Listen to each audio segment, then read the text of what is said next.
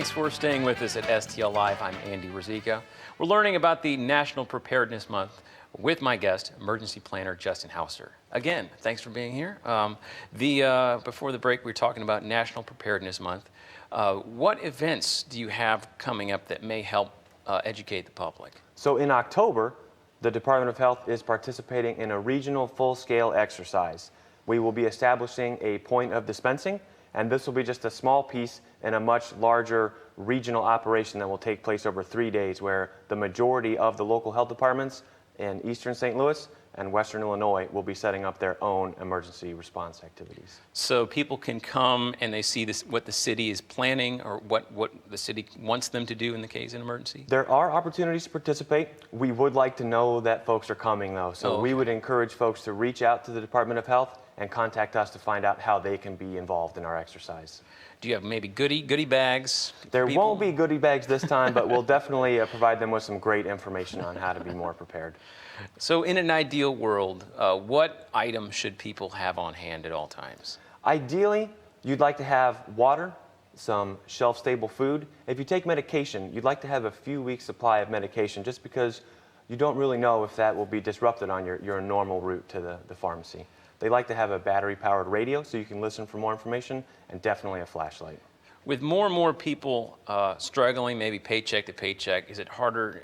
I mean, people setting aside money to get emergency supplies sometimes is difficult. It can be difficult to purchase all those things at once, but we definitely like to encourage folks to at least begin. Maybe purchase one item each paycheck, maybe prioritize how they'd like to build their kit, and just slowly over time accumulate to that full readiness kit.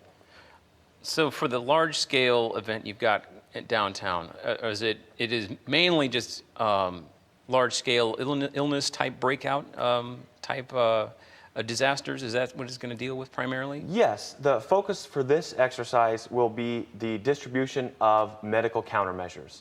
We'd like to have one plan, but it can be adapted to serve a few different needs. This same plan was used in 2013 to distribute supplies for flood relief. Instead of distributing medication then, we distributed personal hygiene items and cleanup equipment. It's the same base plan, and we're able to tailor it to meet the needs of whatever event might be occurring at the time. So with climate change, storms will get more powerful.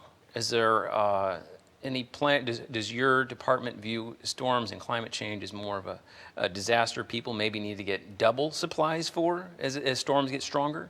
We definitely recognize the impact that residents face for severe weather, and we just encourage them to continue to work on their own personal emergency kit, tailor it for their needs, and then just really keep that plan up to date. Make sure their contact information, the locations their family will reunite, just to continually update that plan and not do it one time and think that they're done. It's really something that needs to be maintained. Are there any, say, bad ideas to do in an emergency, like trying to run your whole house off a generator or something?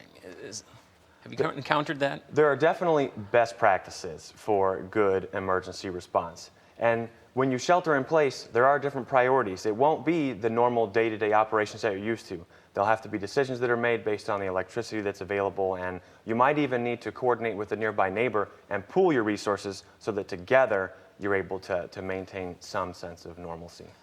That's excellent. What would you recommend to schools? Because schools have, you have a cafeteria and you do have food available. Is there anything, if they had to hunker down inside a school, that they should have in place? There's definitely shelter-in-place procedures that we like to communicate with schools and local businesses, but it all falls back to that same ready in 3. The same kit applies. We want them to have shelf-stable food.